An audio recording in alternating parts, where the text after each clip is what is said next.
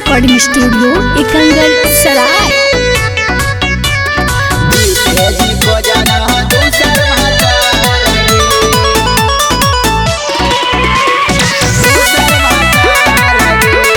Presented by जिसका film जाए के हालौ तो राजा बदुरवा चढ़ के दूसरा साथे बुलोरवा।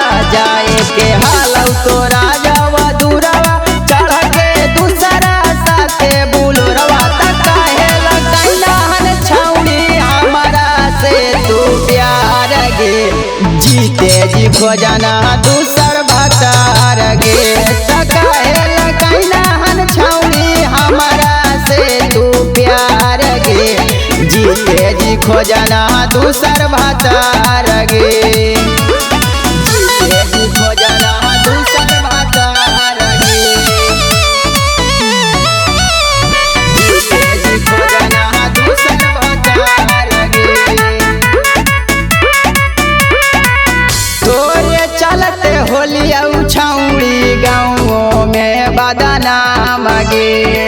हमें नहीं जानलिया करमी तू ऐसन काम गे। तोरे चलते होलिया छौड़ी गाँवों में बदनाम गे। हमें नहीं जानलिया करमी तू ऐसन काम गे। कीजिए में लागौ हमरा बडरवा जब से गेना तू ससुरवा।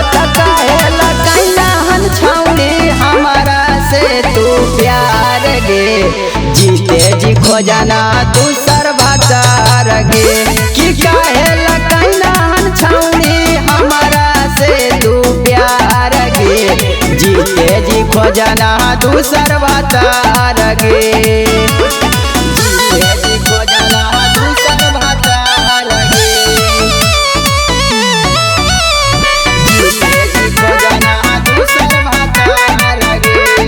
रिकॉर्डिंग स्टूडियो एकंगर सराय। जीते जी जिंदगिया में आगिया लगाइनी गे। सुख से न रहे देनी नाही तू रहनी गे। जीते जी जिंदगिया में आगिया लगाइनी गे। सुख से न रहे देनी नाही तू रहनी गे। किरोगो हौसासी कांतई अरवा गेनी बिक्की के दुआरवा। काहे लगैला हन छौड़ी हमारा से तू प्यार गे। जीते जी खोजना दूसर भतार गे। काहे लगैला हन छौड़ी हमारा से तू प्यार गे। जीते जी खोजना दूसर भतार गे। रिकॉर्डिंग स्टूडियो एकंगर सराय।